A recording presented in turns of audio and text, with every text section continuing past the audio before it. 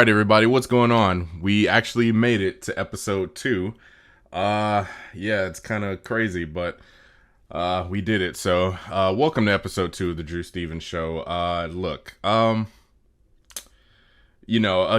this is a new thing, so getting it off the ground is gonna be a tall task to do, but it's something that I do want to do. I'm a little bit more enthusiastic. I don't know if that's coming across through the mic and whatnot, but about doing this episode because it's the second episode. I actually got past the first one.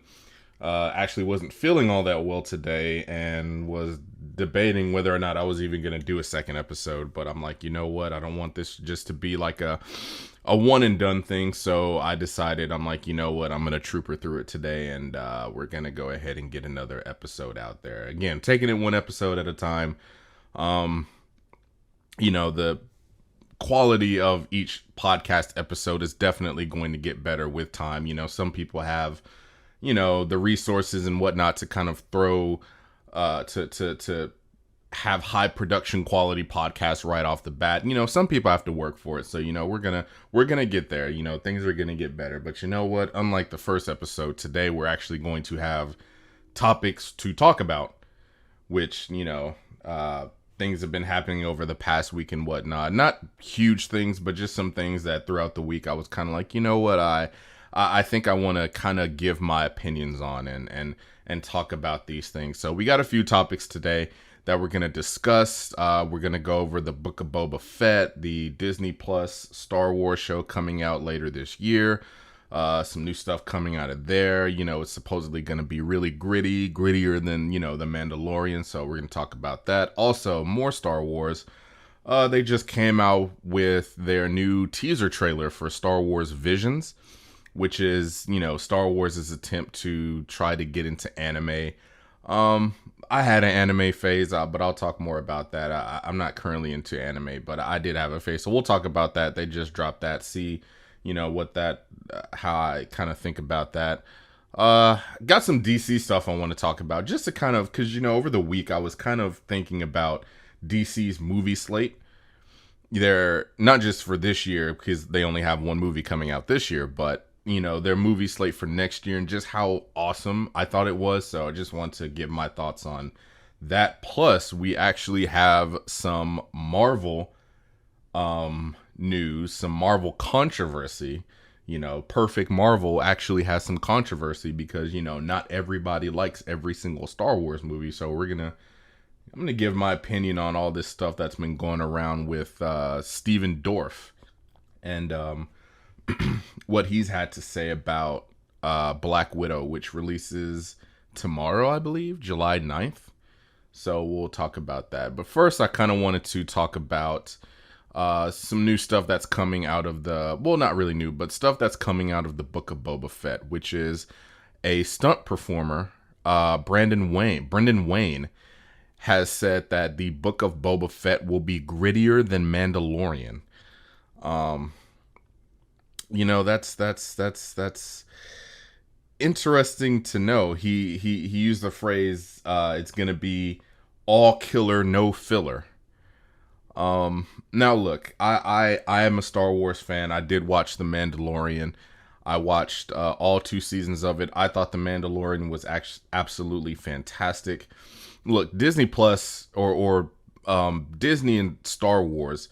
Look, I'm not a fan of Disney Star Wars as a whole. Every now and then they have, a couple of hidden gems that may pop off that will be really popular with the fan base. I really love The Mandalorian. I really loved Star Wars Rebels, the animated show. Season 7 of the Clone Wars, the whole season wasn't great. The final arc definitely was, but the season as a whole was just meh. But I mean, the fact that they brought it back anyway, just to do that final season and kind of the tie everything together, not just with Ahsoka and Anakin, but also with the story, the Clone Wars animated storyline, and kind of have it merged together with the live action movies, particularly Revenge of the Sith. I thought that was really great. Now, look, I've said this numerous times because I say this on Twitter all the time. I grew up during the prequel era, so the prequels are my babies. You know, The Phantom Menace is my favorite Star Wars movie of all time. I think it is an absolute masterpiece, despite the fact that it's probably, at least before The Last Jedi, was probably the most hated Star Wars movie in the entire franchise. So I'm glad that attention is going somewhere else right now. But look, even the Star Wars sequel trilogy, I actually admit I liked the first movie, The Force Awakens. I thought that was a really good movie and a really great way to start off the sequel trilogy. But it just went downhill from there. I hated The Last Jedi. I hated The Rise of Skywalker. Solo was actually a really good movie in my opinion. I actually liked that movie. I know a lot of people didn't like it, and I know a lot of people. I see a lot of people on Twitter pushing for a Solo 2, and I personally would love to see a Solo 2. Rogue One, absolutely love that. That's probably my favorite Disney Star Wars movie to have released. I thought that movie was incredible. I really liked everything about that movie. Felicity Jones as Jyn Erso, absolutely loved that. I thought that was awesome.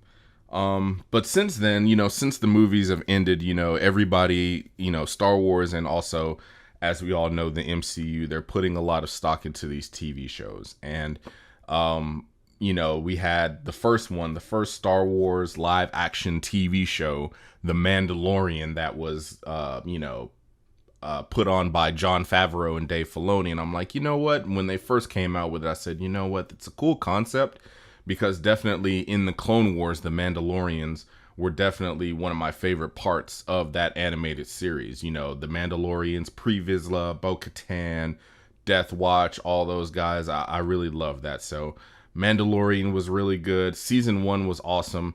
I was skeptical as to whether or not that they would build off of that momentum for season 2, and they not only did they meet my expectations, they exceeded my expectations, and it was really awesome. The final episode, man, Luke Skywalker coming out. I know a lot of people were excited about that. Look, I'm gonna stick up my hand right now. You can't see me, but I'm sticking up my hand and saying, yes, I did shed a few tears when Din Djarin, when Mando showed his face to Grogu, and man, that was a moment right there. And that's something that, despite my feelings about, the sequel trilogy and everything else kind of Disney has done, when that moment happened, I'm like, okay, I know for a fact now that Disney, they can do good things with Star Wars. You know what I mean? Just why they've been dropping the ball, at least in my opinion, lately with a lot of the stuff they've been doing. And I'm not going to get too much into why I think they're dropping the ball, because I think it's pretty self-explanatory.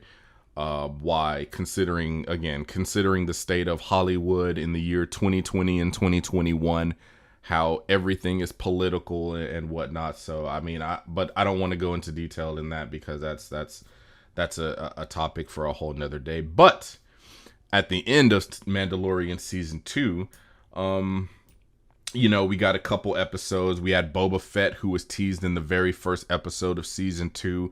Now, I do hate the fact that he did not actually come back in full force until really late in the season. But when he did, man, it was really, really awesome. Had no idea that they were going to give him a show. There were talks about giving him his own show, but nothing concrete at the time. Look, I thought Tamora Morrison in as Boba Fett in the show was awesome.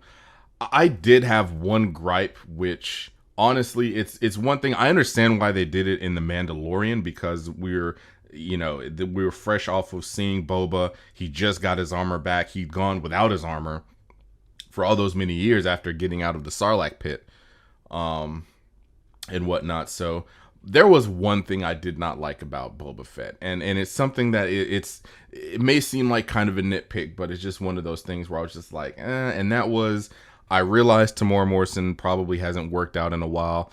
I realized that, he was at the time probably only set to be in the show for a couple episodes, so didn't necessarily feel all that obligated to get into shape.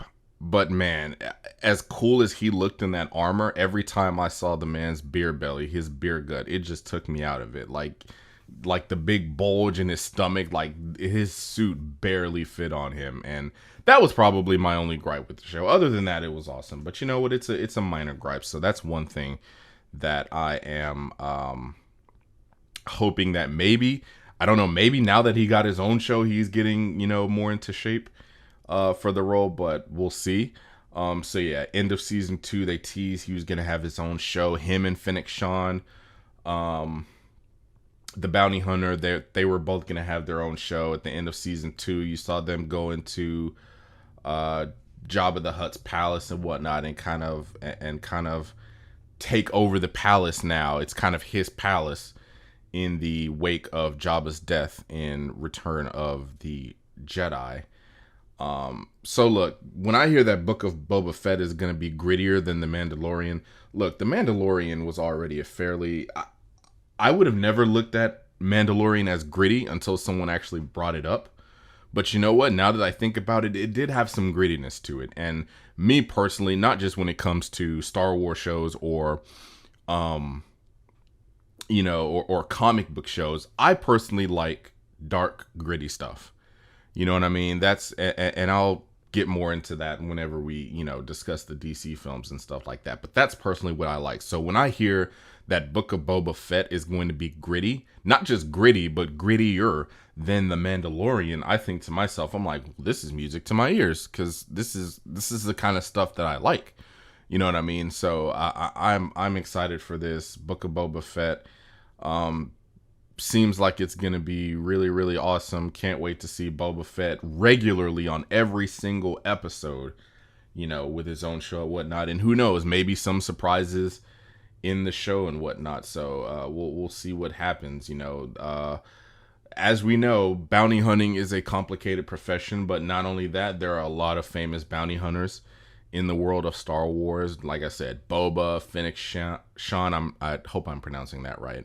Bosk, Cad Bane. We just saw Cad Bane return in the Bad Batch animated show. So who knows, man?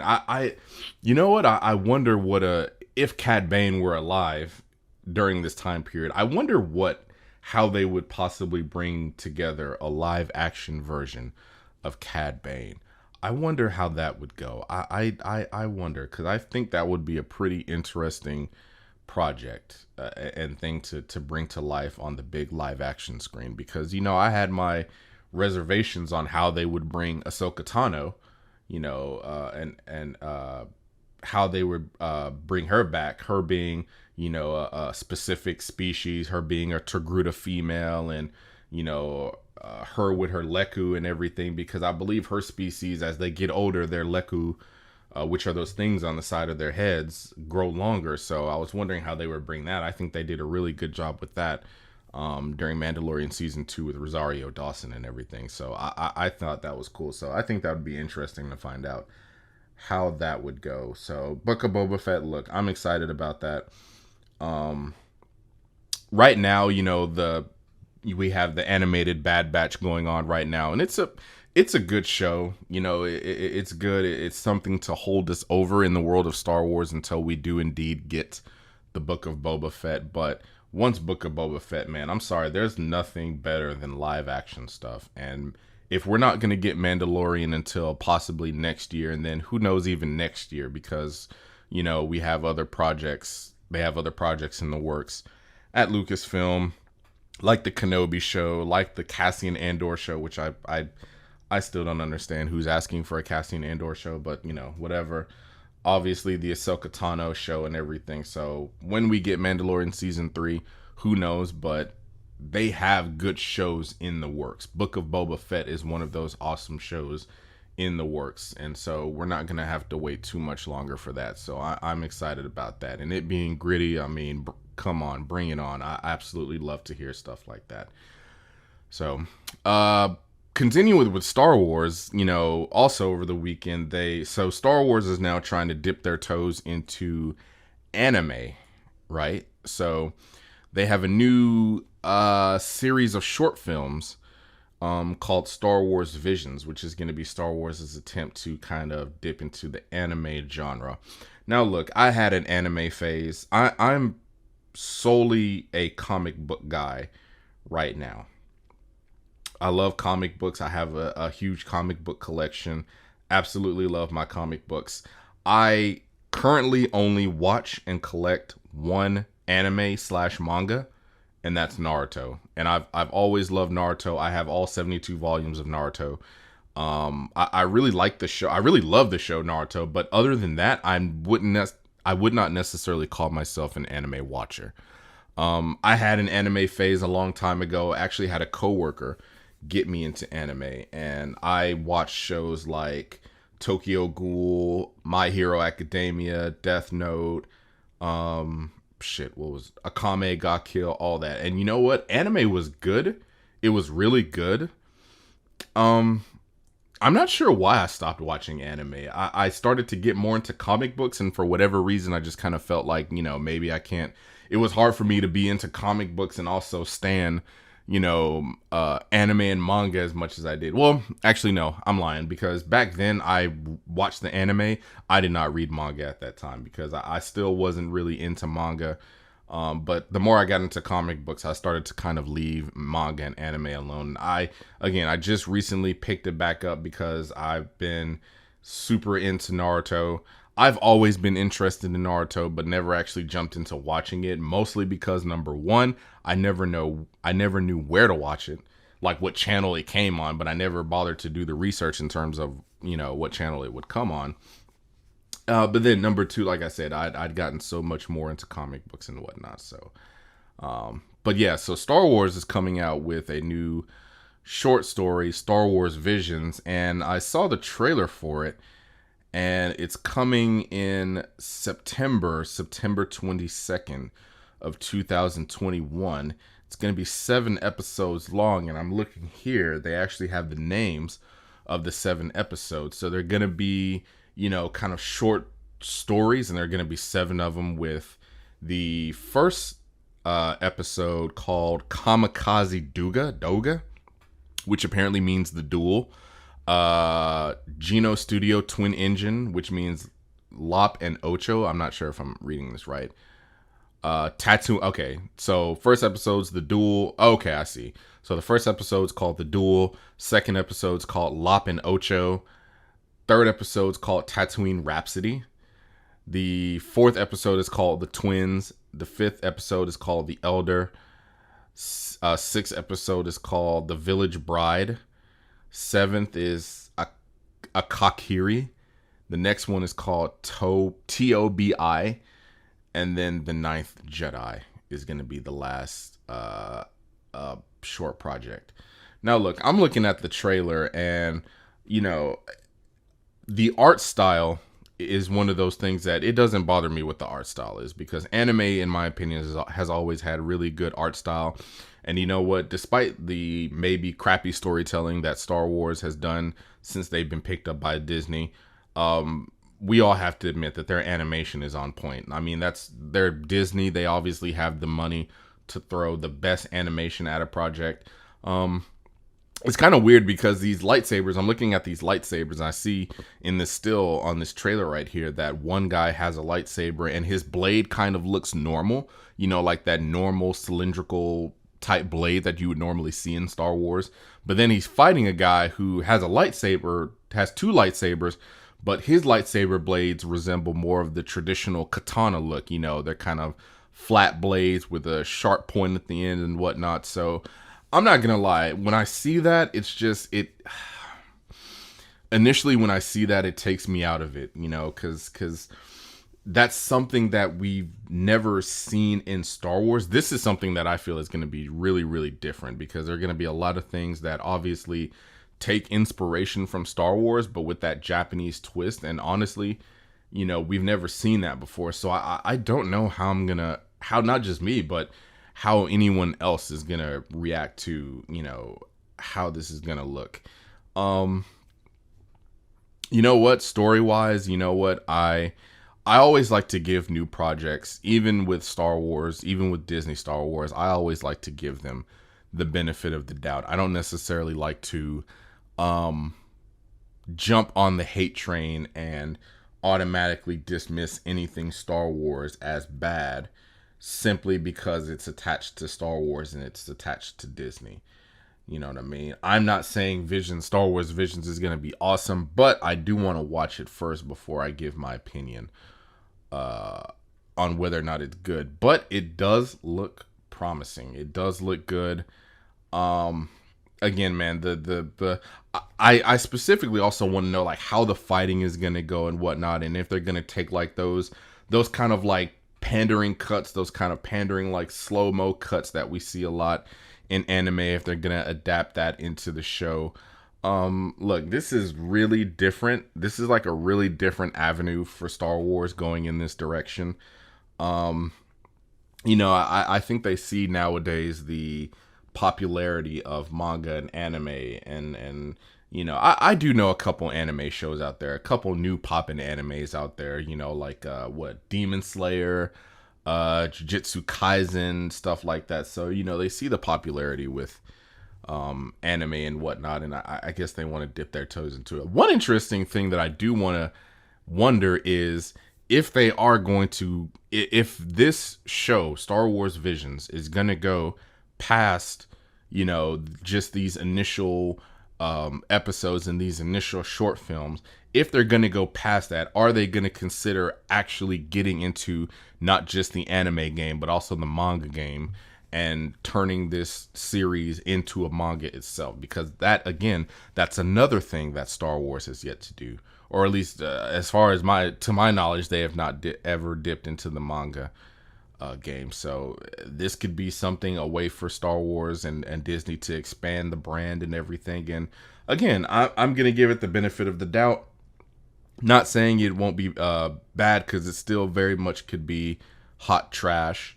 But I do like to give things the benefit of the doubt nowadays. So, Visions looks good.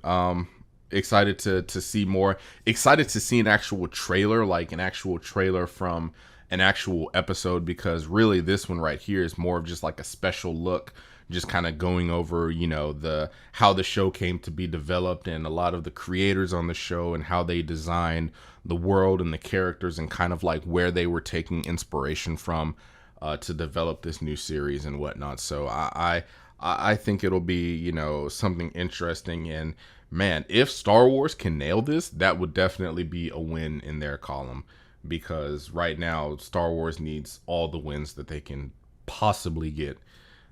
Because, it's not, even if it goes good here, it's not necessarily looking good for all of Star Wars. At least that is just my opinion.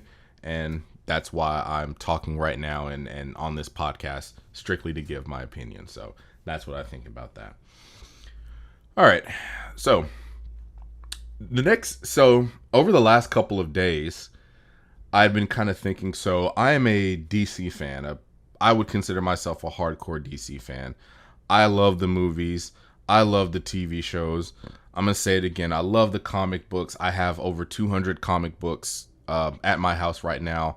All of them are DC comics, from, single issue books to collected edition hardcovers, trade paperbacks. I have about 20 something or so omnibuses. I absolutely love DC. Batman is my favorite DC character. The Flash is my second favorite DC character. I love DC. And look, over the last couple years, DC has been, I've been adamantly defending DC and what other people have referred to as DC's blatant and jarring continuity issues. And in the past, I had chosen to ignore them, because that's how much of a DC apologist I was. But you know what? As things start to go by, I realized that yes, DCEU does have some continuity issues and whatnot. I'm choosing to acknowledge them because I want them to be better. And the fact is, look, this year we had Zack Snyder's Justice League, and in August, I believe August 6th, we have the Suicide Squad. Now, look, I absolutely love, I'm going to go ahead and get this out of the way now. I am a Snyderverse fan. I love the Zack Snyder DC movies. Well, Man of Steel was okay. it was a good solid movie. Suicide Squad was, even though I know that wasn't Zack Snyder, Suicide Squad, the original Suicide Squad, is my second favorite DCEU movie. Wonder Woman was actually really good. It took me a while, but I finally realized how good that movie was. Batman v Superman, let me tell you, Batman v Superman, and this is going to be an unpopular opinion to a lot of people out there. Batman versus Superman, in my opinion, is the definition of cinema. I absolutely love that movie. Ben Affleck is my favorite Batman. I love the movie. I love the way it started. I loved Ben Affleck as Batman. I loved Jesse Eisenberg. I thought he did an excellent Lex Luthor. You know what I mean? The soundtrack, oh my God, the soundtrack, Hans Zimmer, Junkie XL, the story, the dark and grittiness of it. So let me get back to, like earlier, what I was saying about The Mandalorian. I absolutely love dark and gritty comic book movies. I understand that may be a mixed bag with some people. Personally, I prefer all comic book movies to be dark and gritty. That's personally my taste. I realize that may not be everybody's cup of tea, but that is my taste in comic book movies. That is why personally I didn't really like movies like Birds of Prey. I didn't really like movies like Wonder Woman 1984. It's why movies like Shazam, even though I thought Shazam was a good movie, you know, it definitely was a little bit more lighthearted than I would have liked for it to be. But man, Batman v Superman was just, oh my God. I loved every single bit of that movie. It is my favorite comic book movie of all time, and I will defend that movie till my casket drops 6 feet under, because that movie is a piece of art. Now, I know a lot of people are going to be pulling their hair out and telling me that Batman v Superman is garbage, that's a piece of shit movie, that, you know, but it doesn't matter. Again, that's just my opinion. But you know what? Ever since then, you know, their slate of DC movies has been really hit or miss. You know what I mean? Aquaman was good. Shazam was good. But then they dropped the ball with Wonder Woman 1984 and Birds of Prey. And then they came back a little bit this year, you know, with the Snyder Cut, which I thought was, oh my God, the Snyder Cut was amazing. Now, I still can't put the Snyder Cut above Zack Snyder's Justice League, above Batman v Superman as my favorite comic book movie of all time, because honestly, the movie is a 4-hour long movie, and at the end of the day, it's a director's cut, and that's what it feels like from start to finish. It feels like a raw, uncut director's cut of a movie, and I do think that and the length kind of took away from it, but it's right there underneath Batman v Superman for my favorite comic book movie of all time. But that wasn't an official. It wasn't an official DC movie in the sense of that, you know, the studio was completely behind it, and, you know, they put all this money and all the resources toward it, and they had the full, and the director, which was Zack Snyder, had the full support of the company. No, it was just kind of one of those things where, you know, it's just like AT&T was like, you know what, this is an opportunity for us to get some, you know, some positivity going in our brand. We can make some money off of this. Warner Brothers, we don't care how much you don't want to do it right now. So they did it, you know, and it was, you know, it was for the fans. Zack Snyder said it was for the fans. And so now that that's gone, the only true actual, you know, upcoming DC Warner Brothers film this year is going to be the Suicide Squad, which, despite the fact that I absolutely loved the first Suicide Squad, I'm not so sure about this Suicide Squad. You know, first of all, you know, they replaced Will Smith's Deadshot with Idris Elba's Bloodsport. Now, granted, I will admit I do know a lot about DC. I know a lot about their lore and their history and the characters behind DC, but I'll still admit I don't know everybody. I never really heard of Bloodsport before, so it'd be interesting to see. But I do believe in Idris Elba.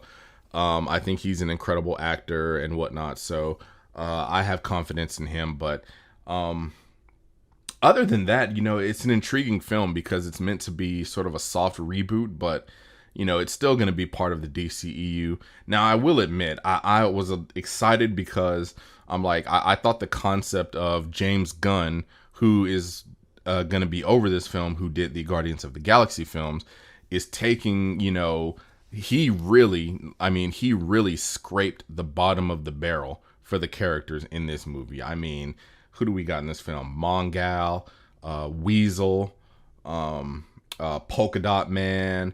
Obviously, we got the regulars like Harley Quinn, Captain Boomerang, King Shark. Man, King Shark, that dude's gonna be awesome. Peacemaker and those guys and whatnot. The Rat Catcher, and yeah, he really had to scrape the bottom of the barrel for this film. But you know what? I think at best the Suicide Squad this year will be kind of like one of those in that like Shazam tier of movies where it's like it's a good movie, it's a step in the right direction for DC, but it's not going to be that, it's not going to be that $1 billion banger in a traditional sense. I know movies nowadays with the pandemic still aren't able to do that numbers, but I'm saying traditionally, had we not been in a pandemic, I don't think this would have been one of those $1 billion box office bangers like Aquaman was in the DC. So yeah, and that's the last movie for this year is going to be the Suicide Squad. But then you look at next year, and next year, oh my goodness. So next year, I think is really a chance when DC has an opportunity. They are in prime position to not only compete with Marvel, but I believe to actually win a year in cinema over Marvel next year with their DC movie slate. So next year, we have 4 movies coming out next year. We have 4 DC movies coming out next year. Black Adam, The Flash, The Batman, and Aquaman and the Lost Kingdom, which is the Aquaman sequel. Now, Aquaman and the Lost Kingdom, the first Aquaman, again, that was to this day, the only Aquaman movie, or the only DC movie to do, or the only DCEU DC movie to cross $1 billion. It was a big hit. I personally liked it. I thought it was good, not great, but good. I love Jason Momoa. I've often said this about Jason Momoa's portrayal as Aquaman because he's a good Aquaman. Definitely different from comic book Aquaman. I've always kind of referred to Jason Momoa as Hollywood Aquaman. You have Hollywood Aquaman, and then you have comic book Aquaman. I think Jason Momoa is a really good Hollywood Aquaman, maybe not so comic accurate, which I'm gonna be honest with you. Nowadays, I've come to accept the fact because I have friends who are comic book movie fans, and their first gripe whenever they see any sort of comic book movie is the fact that it doesn't stay true to the source material, which is the comic books. And I'll get a little bit into that when I talk about The Flash. But honestly, it's gotten to the point where I've just already accepted the fact that no current or future DC, or for that matter, Marvel movie will ever stay true to the source material. Whether or not that's because the directors and the studios just simply don't want to put in the effort to make sure that that's the case, that it is comic accurate, or that they just truly want to get away from the comics and kind of make up their own stories. So whatever the reason may be, I've already came to accept that. And once I accepted that, I think that gets me more excited for comic book movies, because now when I'm watching them, I'm not necessarily thinking, okay, let me watch out for this and see if this lines up with the comics or see if that lines up with the comics. I'm just going into it like, hey, show me a badass movie. Show me an excellent, badass, kick-ass movie. That's all I want to do. So Aquaman is coming out. I thought it was good. I thought Amber Heard in the movie was good. Look, say what you want about, Amber Heard and the controversy with her surrounding Johnny Depp and whatnot. That's her business. That's her and Johnny Depp's business. That has absolutely nothing to do with Aquaman 2. I know there are a lot of people trying to get her canceled and trying to get her removed from Aquaman 2. I'm like, look, she was a great actor. She plays the part well. She looks the part. And I think she does a great job, and I think she deserves to be in the be in this Aquaman movie, because if there's one thing that I absolutely hate about movies, which I would have hated if they would have did this to Amber Heard, I absolutely hate, especially when a movie has multiple movies, sequels, and multiple movies in a series. I hate when they recast actors. I absolutely hate that. Sometimes actors get recast and it ends up being better, but just the concept of it, I just to keep my mind straight, I'm just like, have the same actor, because you know what, they did the same thing. One thing I always bring up when I always talk about recasting actors, I always go to Batman Begins, the Christopher Nolan Batman Begins, and The Dark Knight. They had the lady who played Rachel Dawes in the Batman Begins movie, and then for The Dark Knight they switched her out with a different actress. And I will admit, while I did like that second actress, the one who played her in The Dark Knight, and then I guess posthumously, I guess I'm saying that right, in The Dark Knight Rises, I just didn't like the fact that they switched the actor. Like if you're going to stick with an actor, especially through a series, stick with that actor. So no, I'm not really in favor of them getting rid of Amber Heard, because like I said, what she does outside, because here's the thing, we can pretend like we know what actually went on with Amber Heard and Johnny Depp, but at the end of the day, we don't. We can only speculate. And at the end of the day, in today's society, people are going to pick sides. You know what I mean? You have guys who are trying to get her canceled because they're with Johnny Depp. They support Johnny Depp. But then on the girl side of it, you know, all the girls are standing up for Amber Heard. And basically, you know, it's this back and forth of he said, she said, and whatnot. But at the end of the day, what boils down to it when it comes to Aquaman, I think she did really good, and she deserves to be back in the role. So I'm excited for it. It's going to be directed again by James Wan. It has a December 16th, 2022 release date. So it's going to be one of the later DC movies to come out. So, and man, we got a little bit of Black Manta in that first movie. And let me tell you, I really did like Black Manta, and I'm excited because the rumor is, or the report is, that he's going to be the main villain of the second Aquaman movie. So I absolutely love that. I thought the fight scene that him and Aquaman had in the first one was incredible. I thought the suit was really badass. So I hopefully he gets that thing repaired and wreak some havoc in the second one. Then we go to Black Adam. Look, going back to what I was saying about the Book of Boba Fett. Look, this is a movie that Dwayne "The Rock" Johnson has been wanting to play for a long time. He's been wanting to get in the DC universe for a long time, and he's finally getting the chance to do it.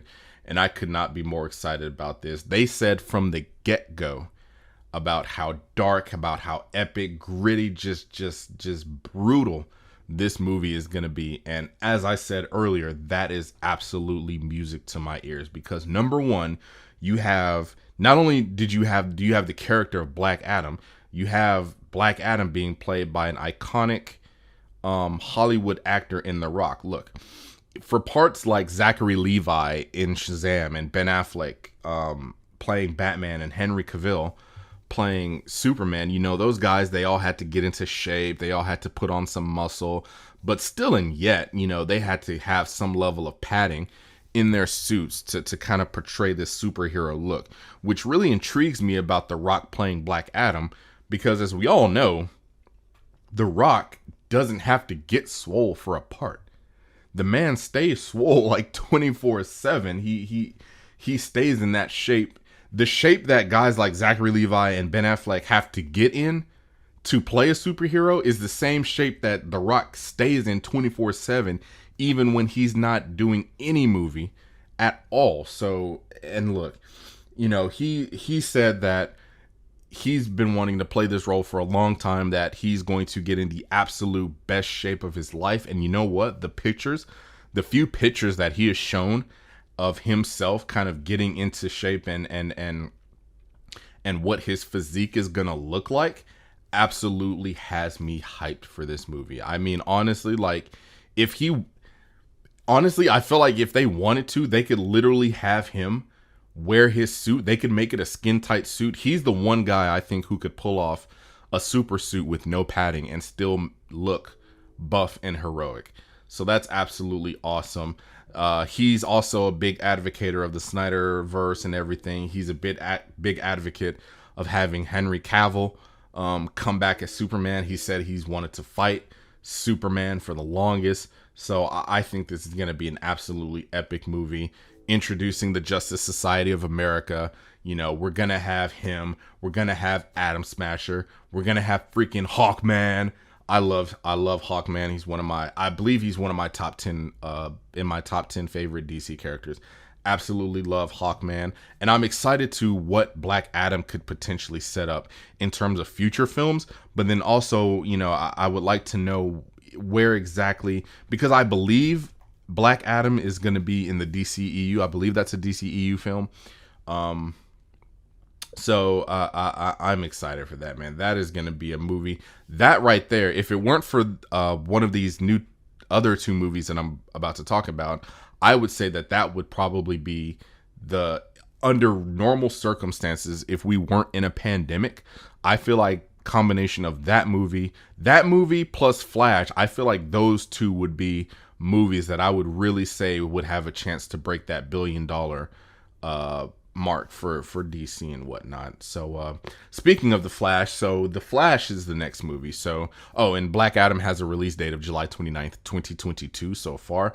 I was really surprised that movie was 2022 when they announced that, because I thought for sure that Black Adam was going to be 2023 with Shazam Fury of the Gods. So the fact that that's coming out next year, and relatively early next year, I think is really good. But so now we move on to the Flash. So like I said, the Flash is my second favorite DC character of all time. I'm excited for the Flash for a couple reasons. Number one, for the reason I just said, favorite character, but also because it's going to give us another opportunity to see Ben Affleck's Batman back again on the big screen as Batman. I've already said he's my favorite Batman. Now look, this movie is being directed by Andy Muschietti, and it's going to be written by Christina Hodson, who I believe wrote Birds of Prey.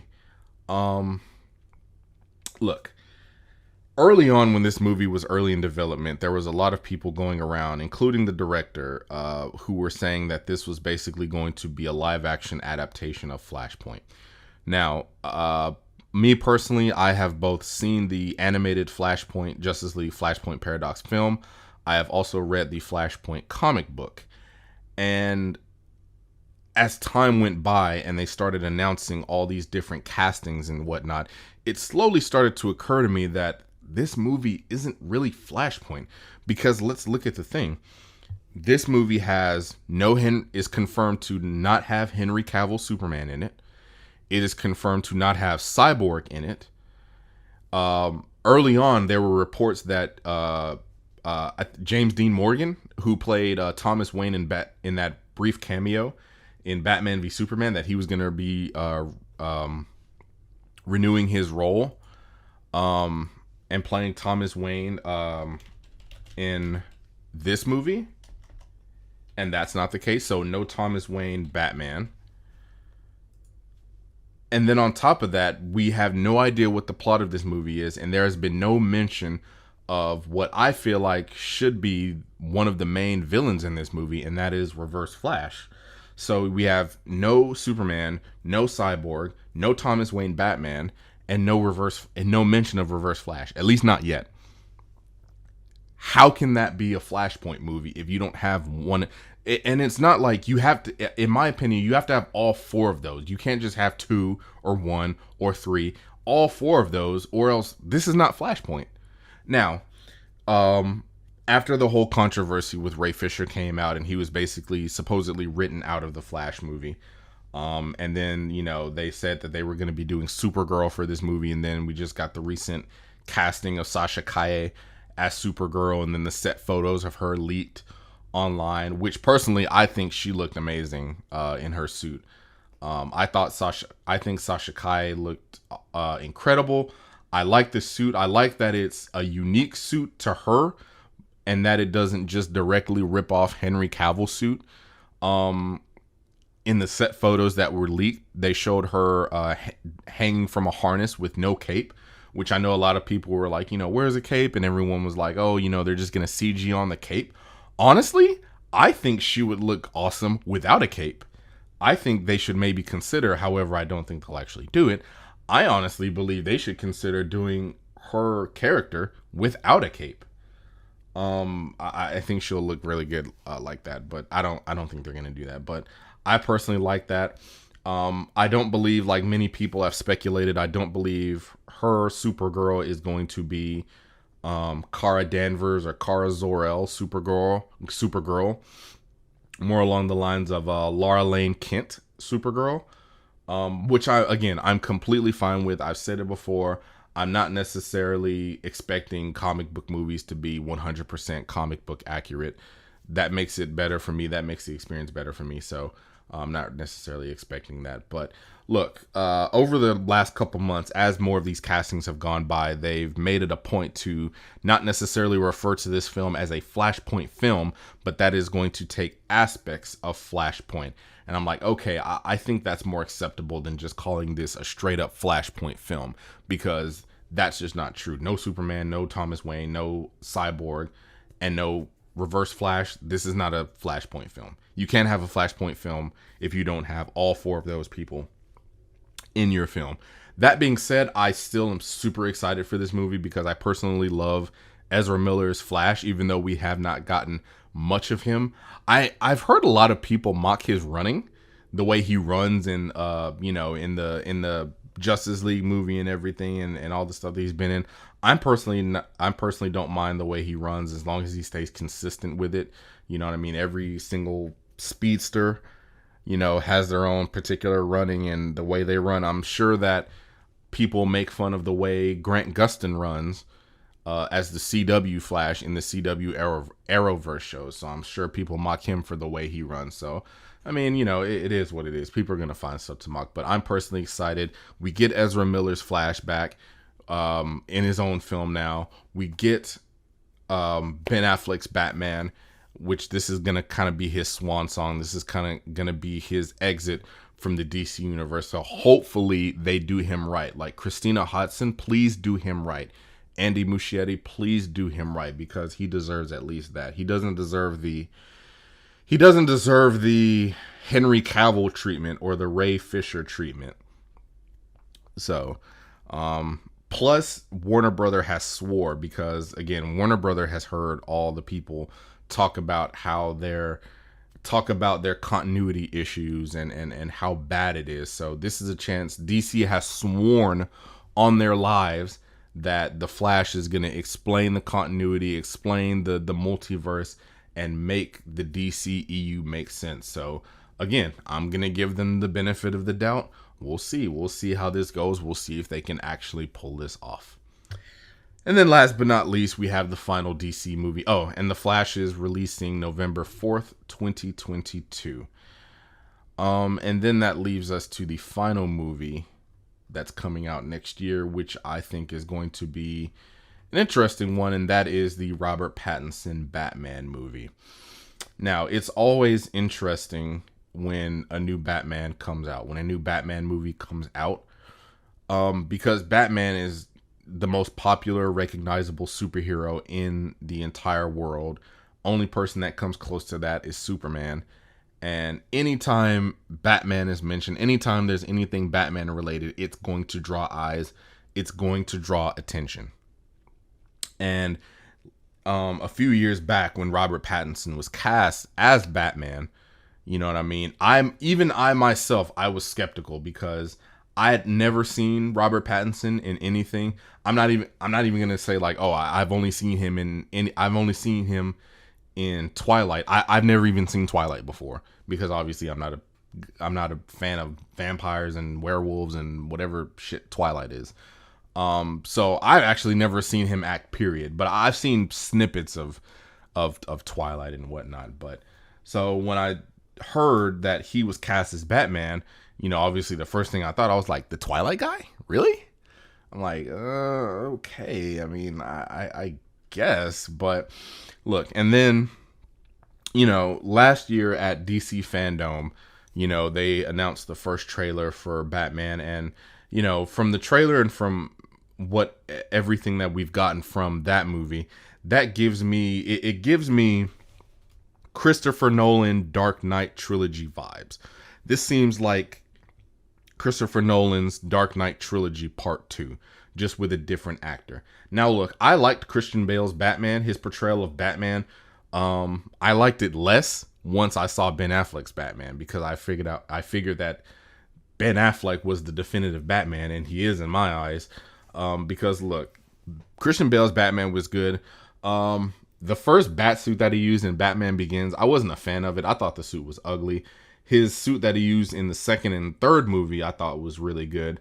I realized Christian Bale, his Batman wasn't necessarily the biggest or the swollest Batman, ever and whatnot. And, the whole voice thing with the, I'm Batman, like, again, once I saw Ben Affleck's Batman, it made me like Christian Bale's Batman a little bit less. It made me realize that a guy like Ben Affleck's Batman, who is, the big hulking bruiser type of Batman, the type of Batman that it's not really for all the stealth stuff. He's all for destruction and just going into, he sees a crowd of bad guys, and he's not for the stealth approach or the tactical approach. No, his approach is just simply go down there, a group of guys, and just go down there and just beat the dog shit out of everybody. And I absolutely like that. And that's why I love Ben Affleck's Batman. So now that it seems like we're going back to the more, detective Batman or the more tactical Batman, I guess kind of a skinnier Batman, and not as developed Batman. You know what? Now that I think about it, this Batman, Robert Pattinson's Batman, not only does it give me Christopher Nolan Batman trilogy vibes, Robert Pattinson's Batman gives me Batman Earth 1 vibes. If you're not familiar with Batman Earth 1, Batman Earth 1 it's a 3 volumes now, but I've only read volumes 1 and 2 because volume 3 just came out and I haven't got it yet. But Batman and Earth 1 is a comic book, is a graphic novel written by Jeff Johns and Gary Frank, and basically details Batman in the first year of his of him being created, and kind of shows how he came to be in the first year that he decided to be Batman, and really focuses, because look, we all know Batman, he's gone up against, super beings like, the Lantern Corps, Darkseid, godlike beings like that. But, people forget that Batman got his start not by fighting, powerful supermen and demons and cosmic beings, but fighting your basic average criminals, crime syndicates, crime lords, your basic, purse snatchers and carjackers, you know what I mean, on the streets and whatnot, fighting drug cartels and mob bosses. And that's how he started. And that's, I think, a direction that's going to go, that the Batman movies are going to go, that the Robert Pattinson Batman movies are going to go. And again, that's a really big theme in the Batman Earth 1 graphic novels, as well as the Christopher Nolan Batman trilogy. So I'm excited. I'm also excited to see, because it's no surprise that the main villain of this movie, at least from what I can gather from the trailers, is going to be the Riddler.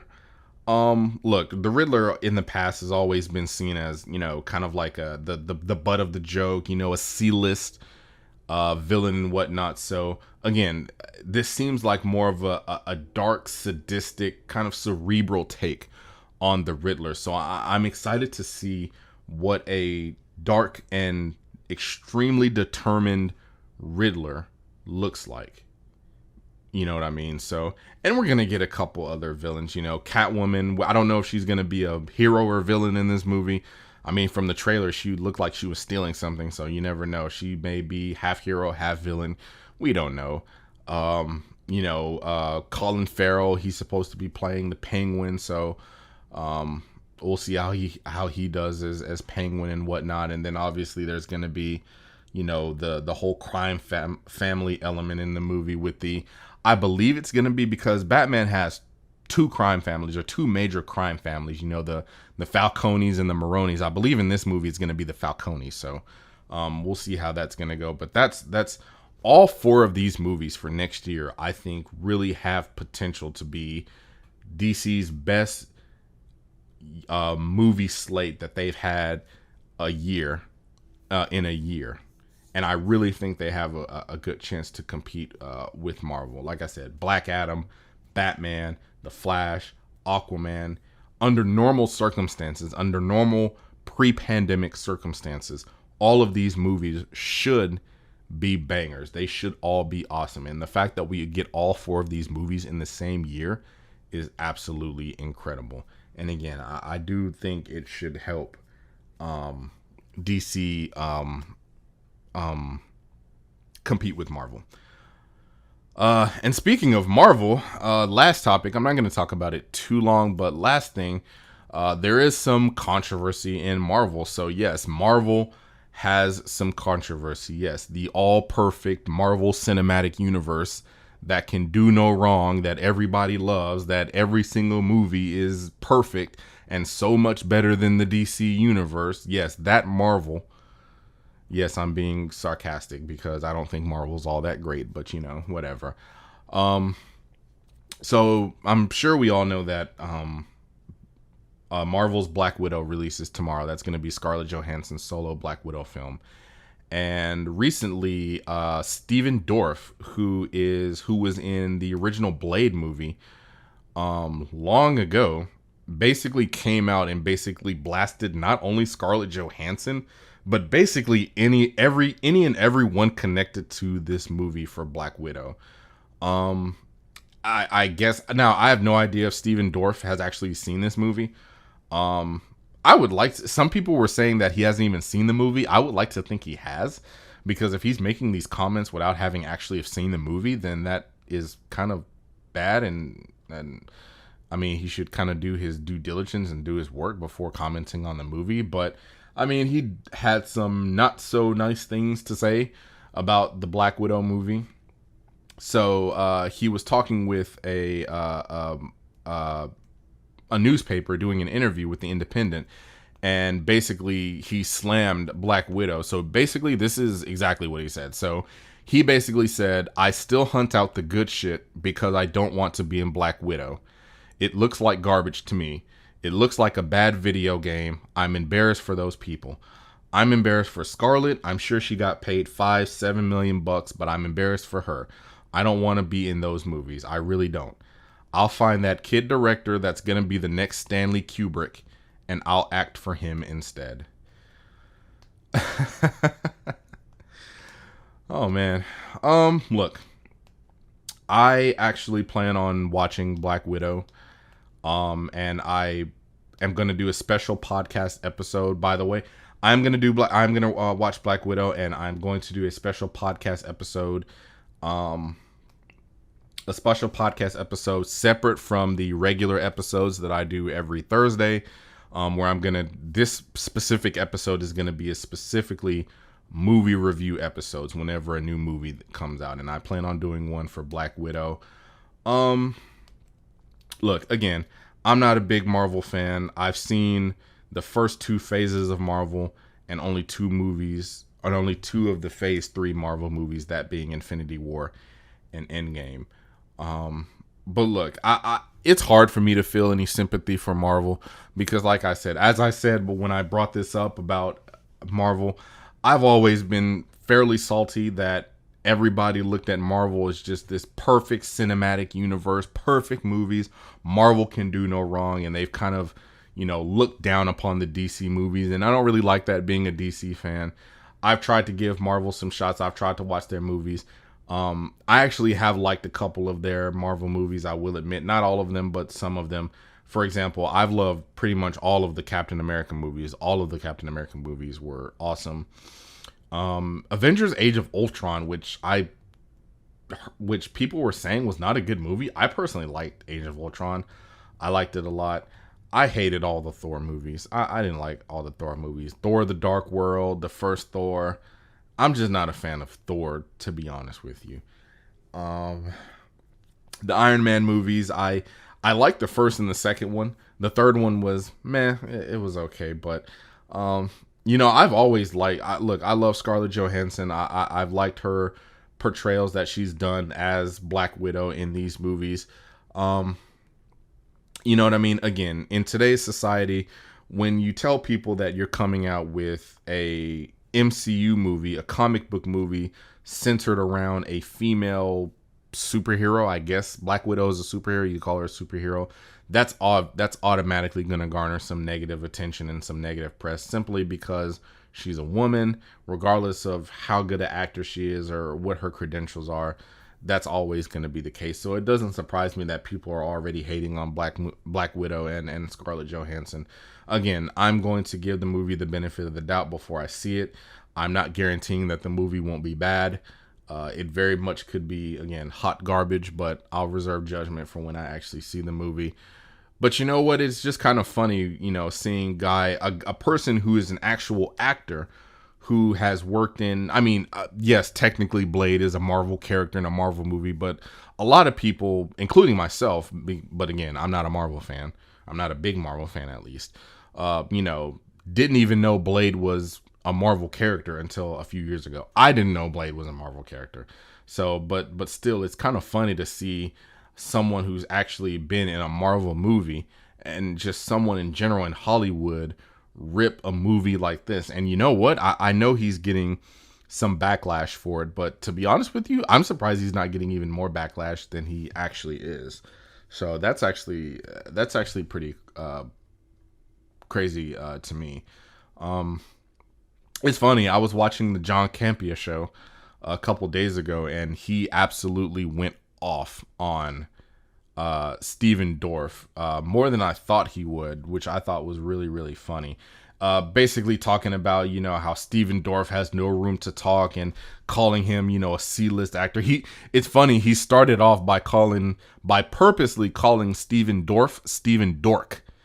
And I thought that was funny. But yeah, it's just kind of funny with these things. It's funny to see Marvel, which I feel like, again, with the state of Hollywood, I feel like these things are going to happen more and more as time goes by. But I think it's kind of funny when someone especially in the Hollywood industry, criticizes a Marvel movie, because up until this point, Marvel has been seen as, Marvel can do no wrong. Every single movie that Marvel puts out is great. Everybody loves it. They put out perfect movies. So it's as a DC fan, it's a breath of fresh air. I'm not actively rooting for Marvel to fail. Let's get that straight. I don't want Marvel to fail. I don't want Marvel to be bad, because I know there are a lot of people who love Marvel. And if you do love Marvel, despite the fact that I'm not a big on Marvel, that doesn't take away from if someone else likes it. I'm actually jealous of people who do like Marvel and DC, like who like both Marvel and DC, because they get to enjoy two movie universes, two franchises and whatnot. And here I am, I only like DC and I can't enjoy Marvel because of whatever problems I have with Marvel. But I don't want Marvel to fail, but it's just, when Marvel got so much praise and DC got so much hate for like the last decade over how they handled their movie universes, and rightly so, DC gets hate. Rightly so, because they, like Star Wars, they don't necessarily do everything right. They have gems here and there, but they don't necessarily do everything right. But it is kind of funny, I think, sometimes when you get stuff like this, when you get people trashing Marvel, because, it's just weird, because in the past, Marvel has always been seen as untouchable when it comes to criticism. They've gotten a little bit in the past. I know Captain Marvel was criticized. I haven't yet seen Captain Marvel yet, but based on what people say about it, I think I made the right choice in not going to see Captain Marvel. So, but yeah, I just think that's kind of funny. It is what it is. Black Widow could still be a good movie. Who knows? Like I said, I'll watch it tomorrow, or not tomorrow, because I have to work tomorrow. But I'll definitely watch it and definitely put out a new episode, a spoiler, and it's going to be a spoiler episode for Black Widow. That's going to be, and these spoiler reviews for these movies, I think I'm going to put them in between the regular weekly episodic episodes of the podcast. So yeah, that'll be something that I'll be doing in the future. Hopefully we can kind of get that off of the ground and start doing that up. But that's all I got for today. Man, that's an hour and 5 minutes. So that was a pretty good length. Definitely more content than the first episode, because again, the first episode was more so just a introductory episode and whatnot. So glad we actually had some topics to talk about. So just for future reference, if you have made it this far, I appreciate you listening. To all those who did listen, what I think is going to happen going forward is I'm going to go ahead and do these episodes. The last episode came out on a Thursday. Today's episode is going to come out on a Thursday. So I think what I'm going to do is, I think this is going to be, I'm going to go ahead and make this an every Thursday thing. And this is going to be a podcast that I'm going to do, with episodes going to be airing every Thursday. Again, unless something drastic happens. And then again, we're going to do occasional movie reviews, which the movie reviews, whenever a movie does come out, I don't necessarily want to lump the movie reviews in with the normal episodes of the podcast. So that's why I'm going to give them their own episodes and put them in between the regular every Thursday episodic episodes. Whatnot. What day that may change. Now the movie reviews, those days will probably differ every single time, but the regular episodes like this one right here is going to be every single Thursday. I've got it up to where now, the episodes will be on Apple Podcasts as well as Spotify. Working on getting them on more podcast sites, although, because I was under the impression that most people had access to either Apple Podcasts or Spotify, whether you have an Apple phone or an Android phone. But just in case other people don't, I'm definitely going to work on getting the podcast onto other podcast sites and whatnot. So that's how things are going to go moving forward. I'm glad I had a good array of topics to talk about today. It's definitely a long show. I actually did not expect this one to go as long as it did, but you know what? That's what happens when you have a podcast, and that's what happens when you're able to do these things instead of, being on Twitter where you're only allowed to, yeah, sure, I can put multiple tweets out, but nothing beats having a podcast where you can just kind of go at your own pace and talk and talk and talk and talk, which is funny because outside of this podcast, I know I've been talking for an hour on this podcast. It's funny because I've been talking for an hour and 7 minutes now. I probably don't even talk for an hour and 7 minutes total when I'm not doing this podcast. I'm not a big talker outside of this podcast. So that's another reason why doing a podcast is an interesting endeavor for me. So because outside of this, I'm not really that much of a big talker and whatnot. But yeah, we're going to go ahead and end it there. So I appreciate everybody watching and listening. For the people who do watch, you can listen to this every Thursday, the Drew Stevens Show, on Apple Podcasts, Spotify. Make sure to give it a listen, and we will see you guys in the next episode next Thursday. I'll talk to you guys soon. Peace out.